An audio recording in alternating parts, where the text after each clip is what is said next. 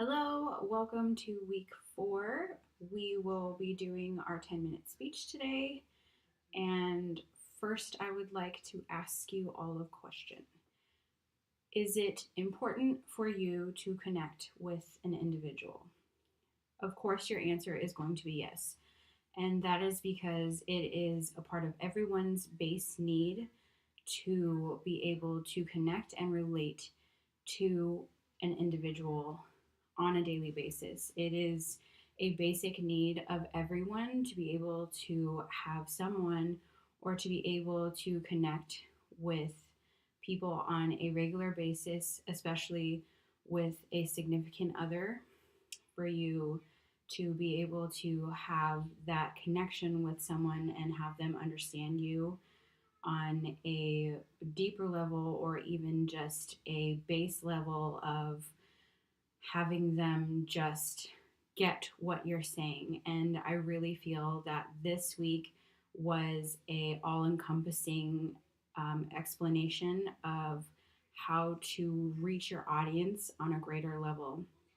So I feel like that question was really an underlying read in between the lines kind of statement about what we were trying to pull out of the class. So I just kind of wanted to put that out there and have that be a blanket statement for everyone, because realistically that's what we're trying to do with our speeches moving forward at this point, is making sure that what we're doing is reaching them on a base level so that way we can connect with them and have our information reach them on a personal level.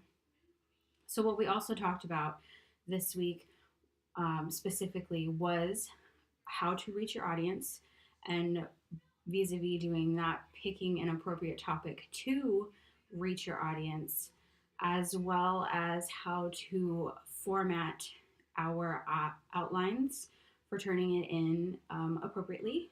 And the last thing that we discussed was Aristotle's three means of persuasion, which again ties back into how to connect with someone on a intellectual as well as emotional level.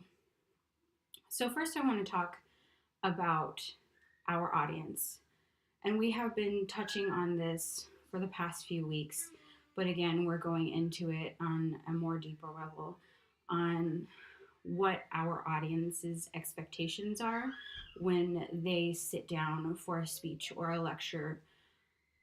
And that is, when we are speaking to them, are we presenting them with an appropriate topic that they can get invested in? And again, this goes back to another speech that I had, which was making sure that when we pick our speeches, that we are picking appropriate topics that won't be offensive to anybody, or that it's a topic that isn't so dry that we just lose them within 2 minutes of us talking. So it's something that we really need to make sure that we get ingrained into our heads, that we are picking appropriate topics that meet our audience's expectations, so that way we don't lose them immediately or hurt their feelings, offend them, etc., etc., moving forward. The next thing I want to talk about, kind of connecting that as well, is those topics. When we are picking our topics, we need to make sure that we are using as many outsources as we can. So, are there experts on our topics that we are talking about? Are there groups affiliated with the topics that we are researching at the time?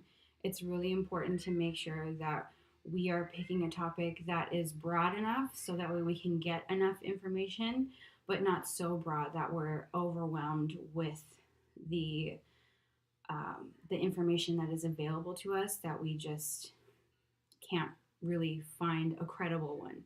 So that's really, really important to make sure that we are picking information from credible sources, like backed up journals, and not just wishy-washy blurbs from, BuzzFeed That's not really a credible web source. Or Wikipedia.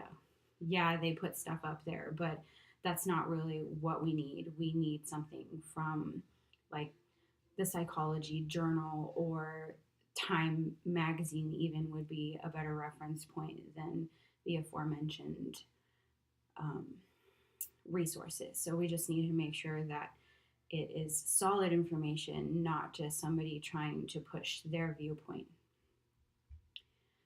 Now we want to talk about the outline formatting, which I think was really important because it was a specified outline formatting that we needed to turn in for this coming week.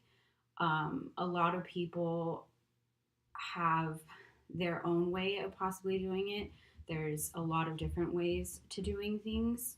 It's MLA format, APA format, college style format, or Chicago style.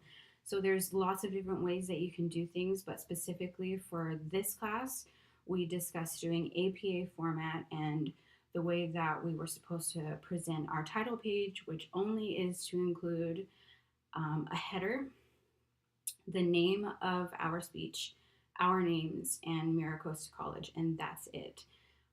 A lot of other APA formats have more information on there, whether that be the course information, um, the teacher's name, the date, but we don't have to include that. We just have to do that. And then we also have to make sure that when we are writing our papers as well, that we are using 4 different sites from 4 different references, making sure that we're using the appropriate APA format and that we have a reference page, not a bibliography, not any other term that you might want to use. It needs to be a reference page. It has to be at the very end, and they have to be in alphabetical order, properly cited. If we need assistance, it's on MiraCosta Library, or we can go to a reference site page that we find on the web that can help us cite it appropriately. Or we can even go into the library and ask them to double check it for us. So that was something that I didn't even know that we had, if we needed to have someone triple check our work to make sure that we are citing and doing our papers appropriately for formatting purposes. The last thing that we talked about this week was Aristotle's 3 means of persuasion, which I found to be really interesting because at first I didn't really understand why we were even talking about it, because even in the name it said persuasion, and we were talking more based about informative speeches. But the more that I thought about it, the more I really understood that it was a blanket topic, because what we're trying to do is appeal to one's, I want to say, maybe not judgment, but just appeal to their better conscience, I guess, and inform them, persuade them, etc., on what we're giving our speeches about. And if we use Aristotle's 3 means of persuasion and incorporate that in our speech, just by keeping it in the back of our mind when we're writing it out, by appealing to those 3 means, then I think that we will be more effective in being able to have a better rounded and more approachable speech. So the 3 means are ethos, pathos, and logos. And basically they are appealing to one's logic, one's humanity, and one's emotions. And by humanity, I mean more about their character than anything. I correlate humanity to character. So their reason basically is appealing to their logical side, to appealing to, okay, that makes sense. Their character, when I talk about that, I mean that we're talking about their Jiminy Cricket, basically. Their, okay, their conscience. Does this seem like something that would make sense to me as far as this is the right thing to do? And then lastly, their emotions. Does this make me feel good about what I'm doing? And when you tie all of those together, whether they're in that same order or even mixed up in a different order, it will still affect the individual or even the group that you are talking about in a better and greater way. And if we incorporate that into our speeches, it will make the group, the even if it just affects one person, it'll affect them in a better way. So that way, what we were talking about makes the world a better place. And ultimately, that's what all of us are trying to do, is leave a mark on the world for it to be a better place. And I think that it was, again, at first confusing for me because I was thinking more about it logically, like, why would we do this? Is this for persuasion? But the more that I thought about it and reflected on it, the more it made sense to apply it to everything. So I really appreciated that. In conclusion, I think that for week 4, it was really a well rounded sum up of information that we discussed. We talked about how to reach our audience in a more effective manner with both what we were presenting to them and the topics that we were choosing. We discussed how to properly format our outlines that we were going to be presenting shortly. And we also discussed the 3 means of persuasion from Aristotle.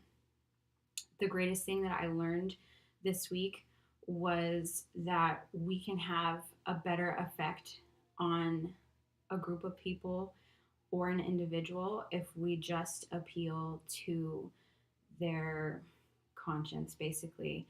And I think if we remember that, if we remember that everyone has feelings, everyone wants to do better in the world, that we could all collectively make the world a better place. And in this climate that we're at right now, with everybody just nitpicking and being so defensive, if we came at the world with more of a what can I do to make it better instead of talking about how crappy it is, we'd probably make it a better place than so defensive that it is.